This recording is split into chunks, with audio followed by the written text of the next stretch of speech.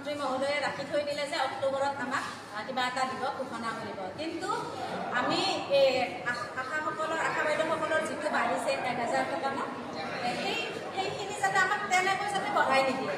কাৰণ আমি এটা যিটো কাম কৰি আছোঁ, আমি আজি গোটেই শিশুখিনিক আমি চম্ভালি আছোঁ, যিটো একেবাৰে গৰ্ভাৱস্থাৰ পৰা আমি মেইন সময়খিনিয়ে আমি শিশুখিনিৰ আমি পাওঁ।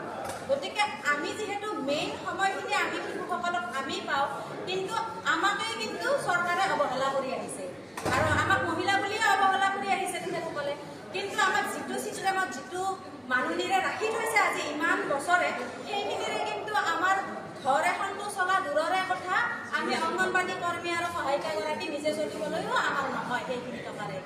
গতিকে আমাক এটা উপযুক্তভাৱে বৰ্তমান বজাৰ মূল্য বৃদ্ধিৰ তুলনাত আমাক উপযুক্তভাৱে যাতে আমাক মন্ত্ৰী মহোদয়ে আমাৰ মাননি বৃদ্ধি কৰে, সেইটোৱে আমাক তেখেতলৈ